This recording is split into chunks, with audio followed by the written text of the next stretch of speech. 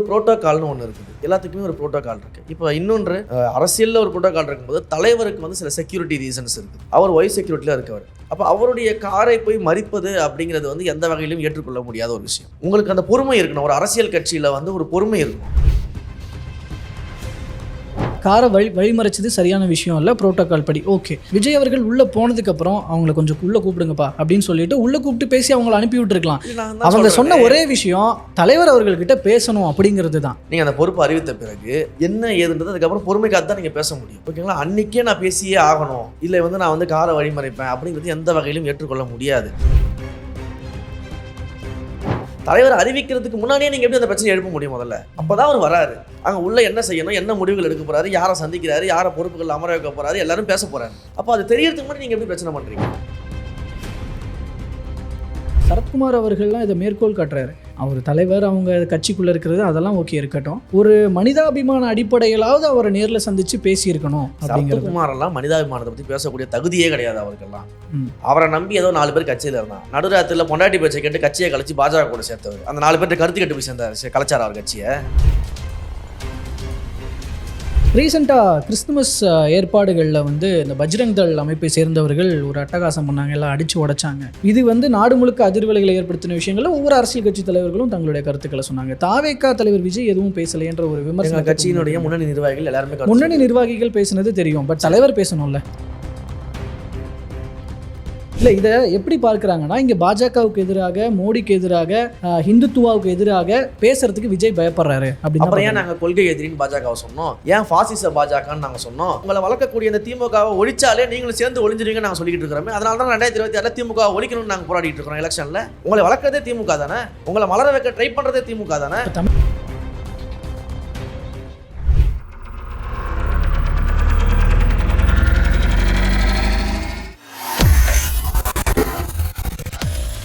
வேலை வேண்டுமா? Blue ocean இருக்கிறது. 10th 12th டிப்ளமோ டிகிரி படித்தவர்களுக்கு உணவு, தங்குமிடம், இஎஸ்ஐ, பிஎஃப், இன்சூரன்ஸ் உள்ளிட்ட சலுகைகளுடன் அனுபவத்திற்கேற்ற நல்ல சம்பளம் 15,000 முதல் 30,000 வரை. பெண்களுக்கு முன்னுரிமை. 2,000க்கும் மேற்பட்ட வேலை வாய்ப்புகள் உள்ளன. இப்போதே தொடர்பு கொள்ளுங்கள். Blue ocean.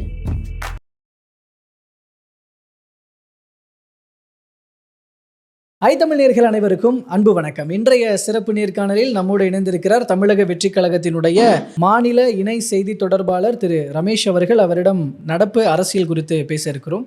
பேசலாம். வணக்கம் சார். இப்போ தமிழக வெற்றி கழகம்னு இப்போ தமிழ்நாடு அரசியல் வட்டாரத்தில் தாவேகா பற்றி ரீசெண்டாக போயிட்டுருக்கிற விஷயம் என்னென்னா, இந்த அஜிதா அவர்களினுடைய விவகாரம் தான். குறிப்பாக இன்றைக்கான அப்டேட் என்னென்னா, ட்ரீட்மெண்ட் போயிட்டு இருந்து கொஞ்சம் சரியானவங்க இன்றைக்கி திரும்பவும் ஒரு மாதிரி கவலைக்கிடமாகி ஐசியூவில் வைக்கப்பட்டிருக்கிறாங்கன்னு ஒரு செய்தி பார்த்தேன் நான். அந்த அஜிதா மேட்டரை வந்து விஜய் அவர்கள் கையாண்ட விதம் சரியில்லை அப்படிங்கிறது தான் அவங்க பொலிட்டிக்கலி தொடுக்கப்படுற ஒரு விமர்சனம். இதுக்கு என்ன சொல்கிறீங்க? தொடுக்கப்படுற ஒரு விமர்சனம் சரியான விஷயம். தொடுக்கப்படுற ஒரு விமர்சனம் கரெக்டு. ஏன் அப்படின்னா, இன்றைக்கு வந்து ஒரு கட்சியில் வந்து எத்தனையோ பேர் வருவாங்க, எத்தனையோ பேர் இருப்பாங்க. 30 ஆண்டு காலம் பணி செஞ்சவங்க இருப்பாங்க, 2 ஆண்டு காலம் பணி செஞ்சவங்க இருப்பாங்க. ஆனால் அந்த கட்சியில் யாருக்கு என்ன பொறுப்பு கொடுக்கணும், யாரை எங்கே உட்கார வைக்கணும் அப்படிங்கிற முடிவுகளை அந்த தலைவர்கள் எடுக்கிறாங்க. இப்போ எங்கள் கட்சியை பொறுத்த வரைக்கும் எங்கள் தமிழக வெற்றி கழகத்தின் தலைவர் தான் இந்த முடிவுகள் எடுக்கிறார். அவர் வந்து பர்சனலாக ஒவ்வொருத்தரையும் நேர்காணல் செய்து எல்லாரையும் பார்த்து தான் ஒவ்வொருத்தருக்கும் பொறுப்பு போட்டிருக்காரு. யாரையுமே வந்து லிஸ்ட்டு கொடுத்த உடனே சைன் போடுற ஆள்லாம் அவர் கிடையாது. எங்களையை பொறுத்த வரைக்கும் மற்றவர்களும் நம்ம இது வரைக்கும் நம்ம கழகத்தில் இருக்கக்கூடிய எல்லாரையும் நம்ம பார்த்து பேசியிருக்கும் போது மாவட்ட செயலாளர்கள், மாநில நிர்வாகிகள் எல்லாரையுமே அவர் நேரடியாக பார்க்குறாரு, அவங்ககிட்ட பேசுகிறாரு, அவங்களுடைய பற்றி அனைத்தும் தெரிஞ்சுக்கிட்டு தான் அந்த பொறுப்புகளை போடுறாரு. அவங்களுடைய பணிகள் பார்க்குறாரு, அந்த ஆதாரங்கள்லாம் கொண்டு வந்து அவர்கிட்ட சமர்ப்பிப்பாங்க தலைவர்கிட்ட, அதை பார்ப்பாரு. இது எல்லாமே அவர் பண்ணிட்டு தான் ஒரு பொறுப்பே இங்கே வழங்கப்படுது. நீங்கள் வந்து ஒரு பொறுப்பை எதிர்பார்க்குறீங்க, நீங்கள் ஒரு மாவட்ட செயலாளர் ஆகணும்னு எதிர்பார்க்குறீங்க அப்படின்னா தலைவர் தான் அந்த முடிவு எடுக்கணும். அப்போது தலைவர் யாரை வந்து பொறுப்பில் அமர்த்துகிறாரோ அதுக்கு கட்டுப்பட்டு நடக்கிறது தான் நம்மளுடைய வேலை ஃபஸ்ட்டு. இன்னொன்று, உங்களுடைய தேவை என்ன, உங்களுக்கு என்ன வேண்டும் அப்படிங்கிறத கேட்கக்கூடிய உரிமை உங்களுக்கு இருக்கிறத நம்ம மறுக்கலை. ஆனால் ஒரு புரோட்டோகால்னு ஒன்று இருக்குது. எல்லாத்துக்குமே ஒரு புரோட்டோகால் இருக்குது. இப்போ இன்னொன்று, அரசியலில் ஒரு புரோட்டோகால் இருக்கும்போது தலைவருக்கு வந்து சில செக்யூரிட்டி ரீசன்ஸ் இருக்குது. அவர் ஒய் செக்யூரிட்டியில் இருக்கவர். அப்போ அவருடைய காரை போய் மறிப்பது அப்படிங்கிறது வந்து எந்த வகையிலும் ஏற்றுக்கொள்ள முடியாத ஒரு விஷயம். உங்களுக்கு அந்த பொறுமை இருக்கணும். ஒரு அரசியல் கட்சியில் வந்து ஒரு பொறுமை இருக்கணும். அப்போ வந்து நீங்கள் ஒரு புரோட்டோகால் படி தான் நீங்கள் பயணம் செய்ய முடியும். இல்லை ஓகே, நீங்கள் பொறுமை இருக்கணும்னு சொல்கிறது ஓகே. நான் இந்த பக்கம் பார்த்தா தலைவருக்குன்னு ஒரு பொறுப்பு இருக்கணும்ல. நீங்கள் சொல்வது போல் காரை வழிமறைச்சது சரியான விஷயம் இல்லை, புரோட்டோகால் படி ஓகே. விஜய் அவர்கள் உள்ளே போனதுக்கப்புறம் அவங்கள கொஞ்சம் உள்ளே கூப்பிடுங்கப்பா அப்படின்னு சொல்லிட்டு உள்ளே கூப்பிட்டு பேசி அவங்கள அனுப்பி விட்டுருக்கலாம். அவங்க சொன்ன ஒரே விஷயம் தலைவர் அவர்கள்கிட்ட பேசணும் அப்படிங்கிறது தான். அந்த பேசி அவங்களுக்கான ஒரு வழியை சொல்லியிருந்தீங்கன்னா அவங்க கம்முன்னு போயிருப்பாங்க. அன்றைக்கு அந்த மாவட்டத்துக்கான பொறுப்புகள் அறிவிக்கப்படுது, ஓகேங்களா?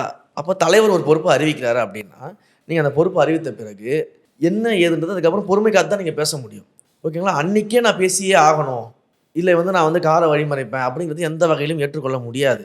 இன்னொன்று, பல முறை தலைவரை பார்த்துருக்குறாங்க, பல முறை பல்வேறு விழாக்களில் கலந்துக்கிறாங்க, பல்வேறு மீட்டிங்கில் கலந்துக்கிறாங்க, பொதுச் செயலாளரை பார்க்குறாங்க, மற்ற மாநில நிர்வாகிகள், முக்கிய நிர்வாகிகள் எல்லாரையும் பார்க்குறாங்க. அப்போ எல்லார் மூலியமாகவும் கருத்துக்களை அவர்கிட்ட கொண்டு போக முடியும். இப்போ எங்களுக்கு ஒரு பிரச்சனை இல்லை, எங்களுக்கு ஒரு தேவை இருக்குது அப்படின்னா நாங்கள் எங்கள் பொதுச் செயலாளர்கிட்ட சொல்கிறோம், அவரை தலைவர்கிட்ட கொண்டு போய் சேர்க்கிறாரு, தலைவர் அதுக்கான சொல்யூஷன் கொடுக்குறாரு, இல்லை அதுக்கான உதவிகள் செய்கிறாரு. இது எல்லாமே நடந்துக்கிட்டு தான் இருக்குது. இது நடக்காத ஒரு கட்சியாக தமிழக வெற்றி கழகம் கிடையாது. இன்றைக்கு எங்களுக்கு தலைவரை பார்க்கணும், இல்லை தலைவருக்கு வந்து எங்கிட்ட ஒரு கருத்து சொல்லணும்னாலும் அதை சொல்கிறாரு. இப்போ நாங்கள் மீடியாக்களில் பேசுகிறத பார்க்குறாருன்னு வச்சுக்கோங்களேன். இது நடந்தது. ஒரு யூடியூப் சேனலில் நம்ம பேசுகிறோம், பேசின விஷயத்தை தலைவர் பார்க்குறாரு, இந்த விஷயங்களை இப்படி பேசினா நல்லாயிருக்கும், அதை மாற்றி பேச சொல்லுங்கள், இந்த மாதிரி பேச சொல்லுங்கன்னு சொல்லி அறிவுரை வழங்குறாரு. இது வந்து சேருது. அப்போ நீங்கள் வந்து தொடர்பு கொள்ள முடியாத இடத்துல இருக்கிறது போல இந்த பிம்பத்தை வந்து உருவாக்குவதுன்றதே முதல் தவறு. ஏன்னா நார்மலாக கருத்து சொல்றது, வழிகாட்டுதல்றது எல்லாமே இது ஒரு பக்கம் இருக்கட்டும் சார். பட் ஒரு பிரச்சனை, அவங்க வந்து ஒரு பிரச்சனையை கையில் எடுத்துக்கிட்டு வராங்க. அப்படி பிரச்சனையை கையில் எடுத்துக்கிட்டு வர நிர்வாகிகளை விஜய் அவர்கள் தலைவரா பார்க்குறாங்க. பிரச்சனையை வந்து நீங்க வந்து எழுப்பக்கூடிய இடம் அது கிடையாது. பல்வேறு இடங்கள்ல நீங்க வந்து பொறுமையா இருக்கணும், என்ன நடக்குதுன்னு முதல்ல பார்க்கணும், தலைவர் என்ன முடிவு எடுக்கிறாருன்னு உங்களுக்கு தெரியணும். அந்த முடிவுகளுக்கு பிறகுதானே நீங்க போய் அதை பண்ண முடியும். தலைவர் அறிவிக்கிறதுக்கு முன்னாடியே நீங்க எப்படி அந்த பிரச்சனையை எழுப்ப முடியும்? முதல்ல அப்பதான் அவர் வராரு. அங்கே உள்ள என்ன செய்யணும், என்ன முடிவுகள் எடுக்க போகிறாரு, யாரை சந்திக்கிறாரு, யாரை பொறுப்புகள் அமர வைக்க போகிறாரு, எல்லாரும் பேச போகிறாரு. அப்போ அது தெரியறதுக்கு முன்னாடி நீங்கள் எப்படி பிரச்சனை பண்ணுறீங்க? அது தெரியறதுக்கு முன்னாடி நீங்கள் அதை செய்ய வேண்டிய அவசியம் என்ன இருக்குது? அந்த பொறுமை முக்கியம் இல்லையா அரசியலில் வந்து நீங்கள் வந்து இவ்வளவு பொறுமை இல்லாமல் இருந்தோம்னா நம்ம என்ன பண்ண முடியும்? தலைவர் எல்லாரையும் அரவணைக்கக்கூடிய தலைவர். அவர் உங்களை வேணான்னு சொல்லிட்டாரா, இல்லை கட்சியிலேருந்து வெளியேற சொன்னாரா, இல்லை உங்களுக்கு எதுவுமே செய்ய மாட்டேன்னு எங்கேயாவது சொன்னாரா? யாருமே சொல்லலையே. அப்போ அந்த பொறுமையை கடைபிடிக்க, அதாவது உங்க தலைவர் அவர்கள் அட்லீஸ்ட் ஃபோன்லயாவது பேசியிருந்தா அவங்க இந்த முடிவுக்கு போயிருக்க மாட்டாங்க. அவர் அதை எல்லாமே எங்கள் தலைவர் செய்யக்கூடிய ஒரு இதுதான் வந்து இல்லை, நான் சரத்குமார் அவர்கள்லாம் இதை மேற்கோள் காட்டுறாரு. அவர் தலைவர் அவங்க கட்சிக்குள்ளே இருக்கிறது அதெல்லாம் ஓகே இருக்கட்டும், ஒரு மனிதாபிமான அடிப்படையிலாவது அவரை நேரில் சந்திச்சு பேசியிருக்கணும். சரத்குமாரெல்லாம் மனிதாபிமானத்தை பற்றி பேசக்கூடிய தகுதியே கிடையாது அவருக்கெல்லாம். அவரை நம்பி ஏதோ 4 பேர் கட்சியில் இருந்தான். நடுராத்திரியில் பொண்டாட்டி பேச்சை கேட்டு கட்சியை கழிச்சு பாஜக கூட சேர்த்தவர். அந்த 4 பேர்ட்ட கருத்து கேட்டு போய் சேர்ந்தார், கலைச்சார் அவர் கட்சியை. 4 பேரை கூட்டி பேசிட்டு போய் கட்சியை அவர் சேர்த்தாரா பாஜக கூட? அவர் பின்னாடி இருக்க 4 பேரை வந்து பாஜக கூட சேரலாம் டிஸ்கஸ் பண்ணாரா அவர்? நடுராத்தி தூக்கத்தை இருந்துச்சு உங்கள் மனைவி வந்து பாஜக கூட கட்சியை சேரணுன்னே கொண்டு போய் சேர்த்த ஆள் நீங்கள்லாம் மனிதாபிமானத்தை பற்றி பேசலாமா? அடுத்த கட்சிக்கு பாடம் எடுக்கலாமா? எங்கள் தலைவர் செய்வாருன்னு நாங்கள் சொல்கிறோம். கண்டிப்பாக யார் யாருக்கு என்னென்ன பொறுப்புகள் வழங்கப்படணுமோ, யார் யாரை எந்தெந்த இடத்துல அமர வைக்கணுமோ அது எல்லாத்தையும் தலைவர் செய்வார், யாரையும் ஒதுக்க மாட்டார். சரி ஓகே சார், இந்த பொறுப்புன்ற பிரச்சனை, இந்த பிரச்சனையில் ஓகே இந்த மாதிரி ஹேண்டில் பண்ணியிருந்தாலும் கூட ஒரு பக்கம் இருக்கட்டும். இந்த மாதிரி அவங்க தூக்க மாத்திரை சாப்பிட்டாங்க, கிரிட்டிக்கலாக இருக்கிறாங்க, இந்த மாதிரியான சினாரியோஸ் வந்ததுக்கு அப்புறமாவது ஐயோ நம்ம நிர்வாகி இப்படி பண்ணிட்டாங்களேன்னு அந்த ஒரு மனிதாபிமான அடிப்படையிலையாவது பேசியிருக்கணும்ல. நலம் விசாரிச்சாரா? ஒரு விஷயத்தை புரிஞ்சுக்கோங்க, விஜய் அவர்கள் நலம் விசாரிச்சாரா? என்ன நடக்குதுன்றதை பார்க்கணும். எல்லா செய்திகளையுமே வந்து நம்ம ரியாக்ட் பண்ணணும், எல்லா செய்திகளுமே உண்மை அப்படின்றத நம்ம நம்ப முடியாது. என்ன சொல்கிறேன், கொஞ்சம் பொறுமையாக இருங்க. தலைவர் வந்து அவர் ஒரு விழாவில் இருக்காருன்னு உங்களுக்கு தெரியும். இன்றைக்கு மிகப்பெரிய ஒரு விழா அங்கே ஏற்பாடு பண்ணப்பட்டிருக்கு மலேசியாலன்னு தெரியும். அன்றைக்கு வந்து அந்த மீட்டிங் அட்டன் பண்ணி முடிச்சுட்டு அவர் கிளம்புறாருன்றது எல்லாமே தெரியும். நீங்கள் முதல்ல இது போன்ற ஒரு விஷயமே தவறு இல்லையா? ஒரு கட்சியில் வந்து எனக்கு வந்து தலைவர் வந்து பேசலை, தலைவர் வந்து இதை கொடுக்கல, நான் அதனால் இதை சாப்பிட்டுப்பேன், நான் வந்து ஒரு தற்கொலை முயற்சி பண்ணிப்பேன் அப்படிங்கிறது ஒரு பிளாக்மெயில் பண்ணுற மாதிரி இல்லையா? அது தவறு கிடையாது. அது இது எந்த வகையில் அரசியலாக இருக்கும்னு நினைக்கிறீங்க நீங்கள்? அப்போ நாளைக்கு எம்எல்ஏ சீட்டு கொடுக்கலாம் என்ன பண்ணுவீங்க சொல்லுங்கள்? நாளைக்கு வந்து நீங்கள் வந்து உங்களுக்கு ஆடியோ லான்ச்சுக்கு வந்து பாஸ் கொடுக்கலான்னு நீங்கள் என்ன பண்ணுவீங்க? நாளைக்கு ஒரு விழாவில் அனுமதிக்கலாம், எல்லாத்துக்கும் நீங்கள் இந்த மாதிரி பண்ணிட்டு இருப்பீங்களா? அப்போ இதுவே தவறு இல்லையா? இந்த அணுகுமுறையே முதல்ல தவறு இல்லையா? என்ன சொல்கிறேன், ஒரு ஜனநாயக முறைப்படி ஒரு புரோட்டோகால் இருக்குது, ஒரு கட்சிக்குன்னு ஒரு சில புரோட்டோகால்ஸ் இருக்குது. அந்த புரோட்டோகாலை ஃபாலோ பண்ணுங்கள், மாநில நிர்வாகிகள்கிட்ட பேசுங்க, தலைவரோட இருக்கக்கூடிய நிர்வாகிகள்கிட்ட பேசுங்க. உங்களை யாரும் தடுக்கலை, எல்லாருடைய மொபைல் நம்பர் உங்ககிட்ட இருக்குது, எல்லாரையும் நேரில் பார்க்குறீங்க, பேசுகிறீங்க, பேசுங்க. முதல்ல நீங்கள் வாங்க வந்து பேசுங்க. ஏன் வந்து உடனடியாக இந்த முடிவுகளுக்கு போக வேண்டிய காரணம் என்ன இருக்குது? இல்லை ஆனால் இந்த அளவுக்கு தற்கொலை எல்லாமே தீர்வாகாத நம்ம பேசலாம். கரெக்ட் தான் சார். உண்மையா இல்லையா? இந்த நிலைமைக்கு வராம விஜய் அவர்களால் தடுத்திருக்க முடியல. நீங்க இதை செய்யாதீங்கன்னு நம்ம சொல்றோம். ஒரு பேச்சு சார், ஒரு பேச்சு சரி பண்ணிருக்கோம். பொறுமை இல்லனா, இந்த பொறுமை கூட உங்களுக்கு இல்லனா அரசியல்ல நீங்க எதுவுமே பண்ண முடியாது. முதல்ல அதை புரிஞ்சுக்கங்க. இல்லை சார், ஆக்சுவலி இல்லை வந்து இதுதான் இங்கே இன்னொரு பிரச்சனையும் கூட சார். அவங்க வந்து முக்கியமாக அவங்க வழியோட சொன்ன இன்னொரு விஷயம் என்னன்னா, என்னை வந்து ஒரு திமுக ஆள் போல இங்கே இருக்கிறவங்களாம் பேசுறது, ஏதோ நான் ஒரு தாவேக்காவுக்கு துரோகம் செய்கிறது போலவும் திமுக பேச்சை கேட்டுக்கிட்டு செயல்படுறது போலவும் தலைவர் சொன்னார். அந்த வார்த்தைகளை கேட்டதுனால தான் மனசுடைஞ்சு இந்த விஷயத்த பண்ணாங்கன்றதான் இப்போ தகவல்கள் சொல்லுங்க. அன்னைக்கு அப்புறம் எதுக்கு தலைவரை நம்புறேன் கட்சியை நம்புறேன்னு பேட்டி கொடுத்தீங்க? அன்னைக்கு பேட்டி கொடுத்தானே போனீங்க. தலைவரை நம்புறேன் கட்சியை நம்புறேன்னு பேட்டி கொடுத்தீங்களா இல்லையா? சமூக வலைதளங்களில் தாவேக்கா தொண்டர்களே அவங்களுக்கு எதிராக பேசுறது இல்லையா? ஏன்னா நீங்க பேசலையா? பேச்சு ஒன்று செயல் ஒன்றா இருக்கணும். நான் என்ன சொல்ல, தலைவரை நம்புங்க, கட்சியை நம்புங்க, அவர் கண்டிப்பாக யாரையும் கைவிட மாட்டாருன்ற நம்பிக்கை எல்லாருக்கும் இருக்குது. அதனால தான் நாங்களாம் பயணம் பண்ணிக்கிட்டு இருக்கிறோம். நீங்கள் சொல்லுது போல் இப்போ இவங்க இவ்வளோ தூரம் ரியாக்ட் பண்ணுறாங்களே, 30 ஆண்டுகளுக்கு முன்பாக தலைவர் அரசியலுக்கு வருவாரா வரமாட்டாரான்னு எந்த விதமான எண்ணமே கிடையாது, சிந்தனையே கிடையாது. முதல்ல இவர் தலைவர் வந்து திரைப்படம் நடிக்கிறாரு, அவர் எனக்கு பிடிச்சிருக்கு, அவர் பேரில் 4 பேருக்கு நான் நோட்டு புத்தகம் வாங்கி தரேன், அவர் பேரில் 4 பேருக்கு ரத்த தானம் பண்ணுறேன், அவர் பேரில் 4 பேருக்கு அரிசி வாங்கி கொடுக்குறேன்னா அன்றைக்கு சாதாரண ரசிகராக இருந்தவங்களுக்கு தெரியுமா அவர் அரசியலுக்கு வரப்போறாரு தெரியுமா? இல்லை அவர் அரசியலுக்கு வந்து இவ்வளோ பெரிய உச்ச நடிகர் ஆவார், இவ்வளோ பெரிய அரசியல் மிகப்பெரிய ஆளுமையாக அவர் உருமாறுவார், நம்மளுடைய கட்சி வந்து நாளைக்கு 2026 ஆட்சி அமைக்கக்கூடிய வாய்ப்புகள் இருக்குது, அப்போ நம்ம வந்து எம்எல்ஏ ஆயிடலாம், நம்ம மாவட்ட செயலாளர்னு நினச்சி அன்றைக்கி அந்த வேலையை செஞ்சாங்களா? அப்போ 30 வருஷம் எப்படிங்க வேலை பார்த்தாங்க? எந்த நம்பிக்கையில் வேலை பார்த்தாங்க? இது எதிர்பார்த்து வேலை பார்த்தாங்களா? சொல்ல முடியுமா? ஏதாவது ஒரு லாஜிக்காக நீங்கள் சொல்ல முடியுமா? 30 வருஷத்துக்கு முன்னாடி ஒரு அரசியலுக்கு வருவாருன்னு வேலை பார்த்தான்னு நீங்கள் சொல்ல முடியுமா? அப்போ எந்த ஆதாயத்தையும் பார்க்காம அந்த தலைவர் மேலே இருக்க அன்பில் தானே வேலை பார்த்தாங்க. அந்த நம்பிக்கை ஏன் இல்லை? அந்த நம்பிக்கை இருக்கணும் ஏன் இல்லையா முதல்ல? அப்போ அந்த நம்பிக்கை இல்லாதவர்களை வந்து என்ன பண்ண சொல்கிறீங்க நீங்கள்? முதல்ல தலைவரை நம்புங்க, கட்சியை நம்புங்க, இதுதான் அரசியல் அடிப்படை. இல்லை, சிம்பிளாக ஒரு கேள்வி, இதற்கு வந்து தலைவர் பொறுப்பேற்பாரா மாட்டாரா? நான் தான் சொல்லிக்கிட்டு இருக்கிறேன், அவர் எல்லாவற்றையும் பார்ப்பார், எல்லாருக்கும் என்ன நியாயமாக என்ன செய்ய முடியுமோ அது எல்லாத்தையும் நீங்கள் நடைமுறையில் சொல்லிட்டீங்க சார், நடைமுறையில் இதை தான் பண்ண முடியும், இதை இனிமேலும் பண்ணுறதுல இதெல்லாம் பண்ணுவாருன்னு சொல்லிட்டீங்க. ஆனால் இப்போ நடந்திருக்கிற இந்த விஷயத்துக்கு தலைவர் அவர்கள் பொறுப்பை ஏற்றுக்குவாரா? இல்லை, நீங்கள் எனக்கு புரியல. நீங்கள் வந்து என்ன செஞ்சாலும் தலைவர் பொறுப்பேற்கணும். இல்லை, என்ன இருந்தாலும் தன்னுடைய கட்சி தொண்டர், கட்சி நிர்வாகிங்க சார். நான் என்ன சொல்கிறேன், கட்சியினுடைய தலைமையா அதுதானே லீடர்ஷிப் குவாலிட்டி. என்ன யார் என்ன பண்ணாலும் தலைவர் பொறுப்பேற்கணுமா? இது எனக்கு புரியலையே. யார் என்ன பண்ணாலும் சரி, இல்ல நாளைக்கு வந்து யாரோ 2 பேரும் இல்ல யாரு என்ன பண்ணாலும் சரி, நான் இதுலயே வரேன், அது யாரோ ஒருத்தர் கிடையாது. என்ன பண்ணாலும் சரி, இதுக்கு மேல நான் பேச விரும்பல சார். என்ன பண்ணாலும் சரினா ஒரு விஷயத்தை புரிஞ்சுங்க சார், என்ன பண்ணாலும் சரினா அதுக்கு வந்து லீட் அது வழிவகுத்தது யார்? ஒரு விஷயத்தை புரிஞ்சுக்கங்க, இந்த எந்த வழி தொண்டர்களும் கட்சி நிர்வாகிகளும் அவர் வந்து ஒரு பொறுப்பு அறிவிக்கிறார்னா அதுக்கு எல்லா உரிமையும் அவர்ட்ட இருக்கு. அவர் தான் அந்த கட்சியின் தலைவர். அவர் யார் பொறுப்பு போறாரோ அவங்க சொல்றதை கேட்டு வேலை பார்க்கறதா நம்மளுடைய வேலை. இன்றைக்கு தலைவர் வந்து ரமேஷ் செய்தி தொடர்பாளராக போட்டாருன்னா பேச சொல்றாருன்னா பேசுறது என் வேலை. நாளைக்கு இல்லைப்பா நீ அந்த பொறுப்பில் கிடையாது, நீ பேச வேணான்னு சொன்னால் பேசாமல் அமைதியாக இருக்கிறது தான் என்னுடைய கடமை. அதுதான் தலைவருக்கு நான் கொடுக்குற மரியாதை, அதுதான் தலைவர் மேலே நான் வச்சிருக்க அன்பு. 30 வருஷமாக இந்த நம்பிக்கையில் தான் தலைவர் கூட பயணம் போட்டிருக்காங்க. நான் கடந்த 10 ஆண்டுகளாக தலைவர் கூட அப்படி தான் இருந்திருக்கேன், அப்படி தான் இருப்பேன் இனியுமே. இதுதான் ஒரு அரசியலின் அடிப்படை, இதுதான் தலைவர் வந்து ஏற்றுக்கொள்கிற விதம். இது இல்லைன்னா நம்ம அரசியல் செய்ய முடியாது, இது இல்லைன்னா நம்ம எதிர்கட்சியில் சமாளிக்க முடியாது. அந்த விசுவாசமும் நம்பிக்கையும் இல்லைன்னா முதல்ல நீங்கள் வந்து அரசியலில் பயணப்பட முடியாது. ஸோ தலைவரை தெரியும், தலைவரை நம்பணும் முதல்ல, அவ்வளோதான் நாங்கள் கேட்குறது. அவர் எல்லாத்தையும் பார்த்துப்பார், அவருக்கு தெரியும் யாருக்கு என்ன செய்யணும் எப்போ செய்யணும்னு அவருக்கு தெரியும், அவர் செய்வார். அதான் இந்த நம்பிக்கையாவது அவங்க கொடுத்துருக்கலாம், அவருக்கு பேசியிருக்கலாம். அந்த நம்பிக்கை உங்களுக்கு இருக்கணும்ன்ற நான் முதல்ல அந்த நம்பிக்கையோட தான் இருக்கணும்னு நான் சொல்லிட்டு இருக்கேன். 30 வருஷத்துக்கு முன்னாடி 30 வருஷத்துக்கு முன்னாடி போஸ்டர் ஓட்டினவங்களுக்கு, 30 வருஷத்துக்கு முன்னாடி அரிசி வாங்கி கொடுத்தவங்களுக்கு, காய்கறி வாங்கி கொடுத்தவங்களுக்கு, ரத்த தானம் கொடுத்தவங்களுக்கு தலைவர் இந்த நிலைமைக்கு வருவாரு, இப்படி ஒரு கட்சி தொடர்பான தெரியாது. ஆனா அவர் மேல நம்பிக்கை வச்சாங்க, அந்த நம்பிக்கை இருக்கணும். சிம்பிளா சொல்றேன், சிம்பிளா ரமேஷ் அவர்கள் கிட்ட ஒரு கேள்வி. இதே மாதிரியான ஒரு நிகழ்வு திமுகவில் நடந்திருக்கு. திமுகவை சேர்ந்த ஒரு நிர்வாகி தூக்க மாத்திரை சாப்பிட்டு தற்கொலைக்கு முயற்சி பண்ணியிருக்கிறாங்க. தாவேகா தற்கொலை செய்து கொண்டவரை தான் இங்க வந்து குற்றம் சாட்டுமா அப்போ, இல்ல தலைவரை குற்றம்? நாங்க முதல்ல ஏன் வந்து அந்த உட்கட்சி விஷயத்தை நாங்க ஏன் பேசுறோம்? உங்க கட்சியோட இருக்க பிரச்சனை நீங்க பேசி சரி பண்ணுங்க, நாங்க நவுந்து போயிட்டே இருப்போம். இதை பத்தி பேச வேண்டிய அவசியமே எங்களுக்கு கிடையாது. அது உங்களுடைய கட்சி பிரச்சனை, நாங்க மக்கள் பிரச்சனை தான் பேச முடியும். கட்சி பிரச்சனையை தீர்க்க வேண்டிய அந்த கட்சியினோட கடமை. அது தலைவர் செய்கிறாரோ இல்லை 2ஆம் கட்ட தலைவர்கள் செய்கிறாங்களோ 3ஆம் கட்ட தலைவர்கள் செய்கிறாங்களோ அது அந்த கட்சிக்குள்ளே இருக்கக்கூடிய பிரச்சனை. ஏன் அதை நீங்கள் பொது பிரச்சனையாக மாற்றிட்டு இருக்கிறீங்க? அது மக்கள் பிரச்சனை கிடையாது, அது கட்சி பிரச்சனை.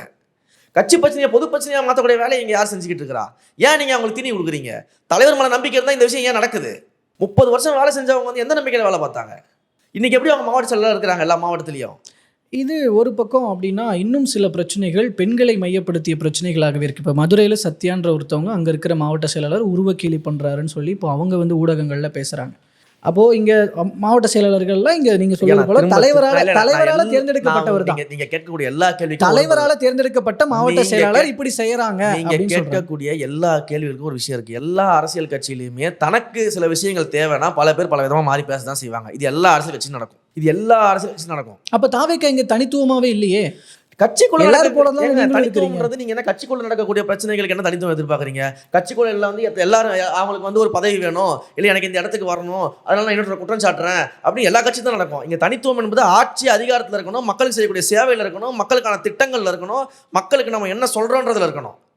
கட்சிக்குள்ள நடக்கக்கூடிய பிரச்சனைகள் எல்லா கட்சியிலும் இருக்குது. திமுகவில் இருக்குது, அதிமுகவில் இருக்குது, எல்லா கட்சியிலும் இருக்குது. ஏன் நான் எல்லா கட்சியிலும் குற்றம் சாட்டவே இல்லையா? தலைவரை குற்றம் சாட்டது இல்லையா? அந்த கட்சியிலிருந்து வெளில போனவங்க தலைவரை குற்றம் சாட்டது இல்லையா? அந்த கட்சி தலைவர்களை கட்சிக்குள்ள இருக்கும்போதே அந்த கட்சியை எதிர்த்து போராடுறது இல்லையா? கட்சிகள் 4 உடையறது இல்லையா? 5 உடையறது இல்லையா? அப்ப இதுலயே இவங்களால சமாளிக்க முடியல, கட்சியவே ஒண்ணா வச்சுக்க முடியல, எப்படி வந்து நாட்டை ஒண்ணா வச்சுமான்னு நீங்க கேள்வி கேட்பீங்களா? அது வேற, இது வேற. மக்கள் பிரச்சனைன்றது வேற. கட்சி பிரச்சனையை அந்த கட்சி சால்வ் பண்ணும். நீங்க ஏன் பெருசா எடுத்துக்கிறீங்க? அந்த கட்சி பார்த்துக்கும். ஏன் நீங்க அதை பொது பிரச்சனையா மாற்ற முயற்சி பண்றீங்க? அதை விட்டுட்டு மக்கள் பிரச்சனைக்கு வாங்க தான் நம்ம சொல்லிட்டு இருக்கிறோம். கட்சி பிரச்சனையை கட்சி பார்க்கும், கட்சியோட தலைவர் பார்த்துப்பாரு.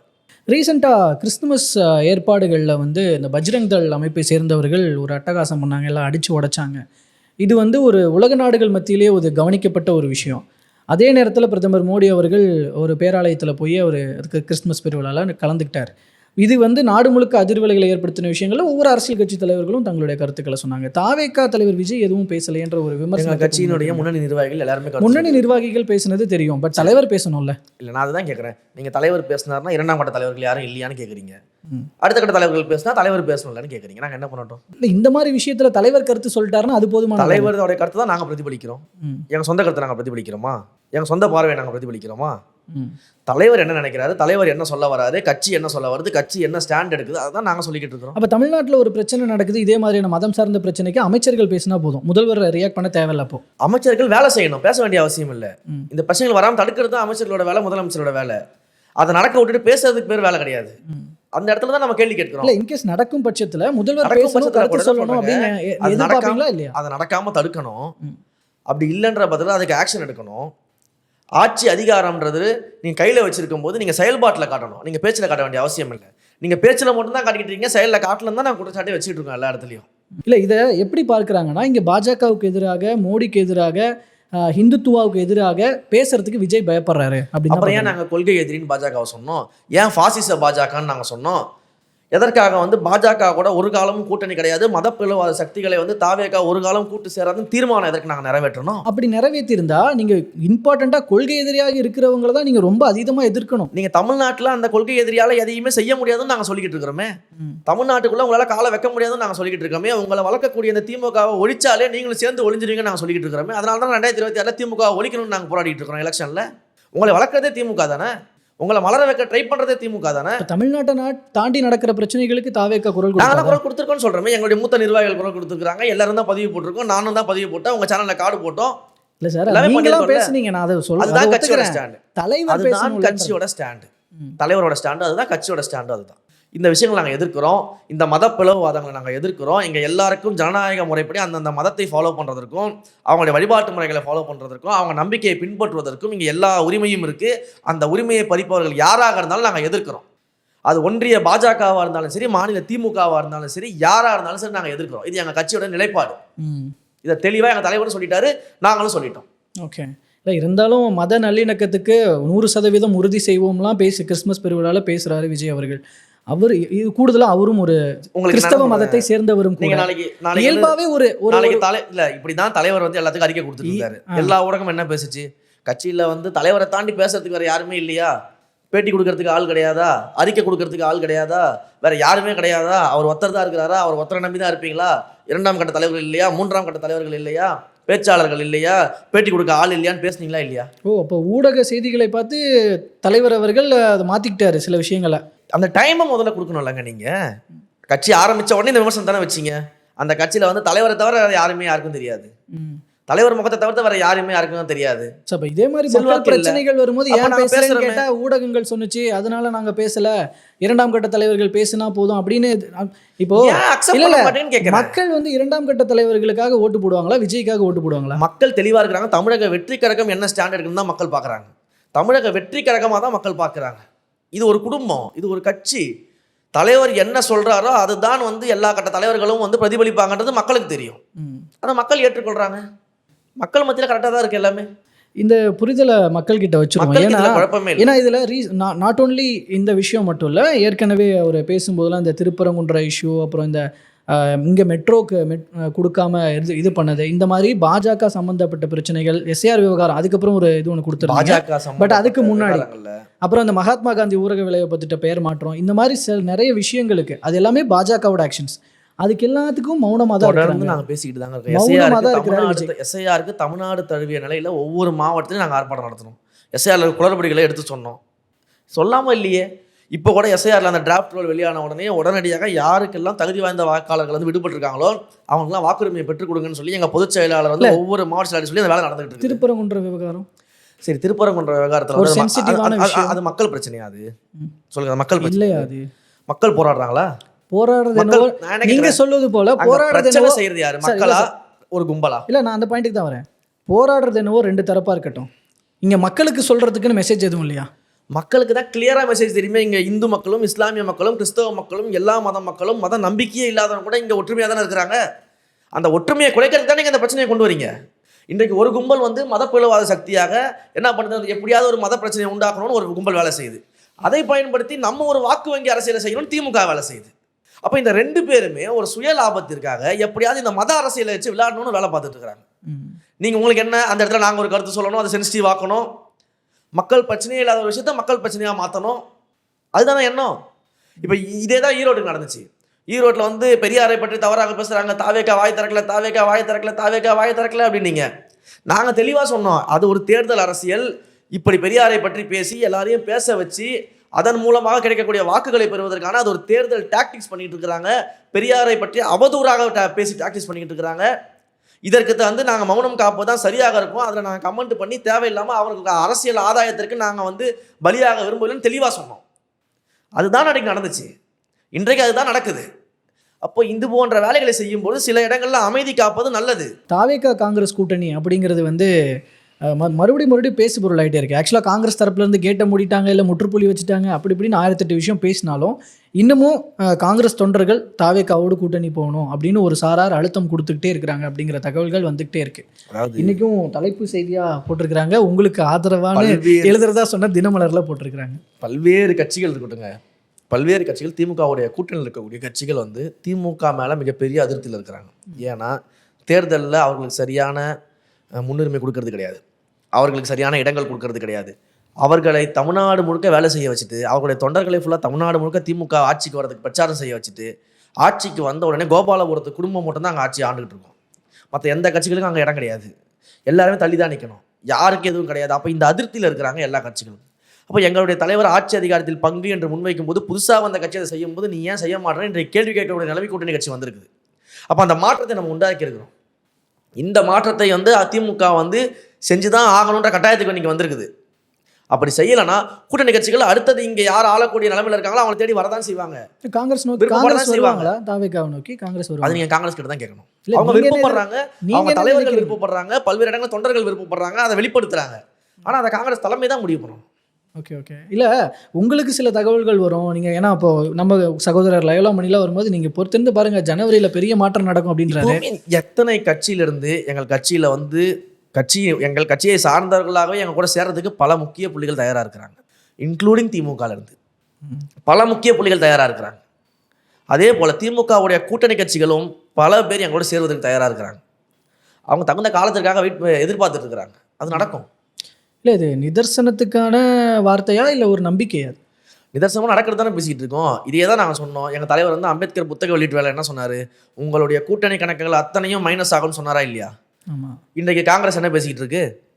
அன்றைக்கு நீங்கள் இதை தான் கேட்டீங்க, எப்படிங்க திமுக கூட்டணி மைனஸ் ஆகும், அது ஒரு இரும்பு கோட்டை, எஃகு கோட்டை, யாராலையும் ஒன்றும் பண்ண முடியாது. நீங்கள் இன்றைக்கி வந்து போன மாதம் முழுக்கொண்டு நீங்கள் என்ன பண்ணீங்க, கை நம்மளை விட்டு போவாதுன்னீங்க. இப்போ வந்து காங்கிரஸையும் பாஜக பி டீம்ட்டீங்க. அப்போ மாற்றங்கள் நிகழ்தா இல்லையா? கண்கூட பார்த்துட்டு இருக்கோமா இல்லையா? காலம் வரும், பொறுத்திருந்து பாருங்கள். ஓகே, ஸோ பொறுத்திருந்து பார்ப்போம் சார். அடுத்து நடக்க போகிற அரசியல் நிகழ்வுகள் தொடர்ந்து பேசலாம். தற்போது வரைக்கும் பல்வேறு தகவல்களையும் கருத்துக்களை பகிர்ந்து கொண்டமைக்கு நன்றி.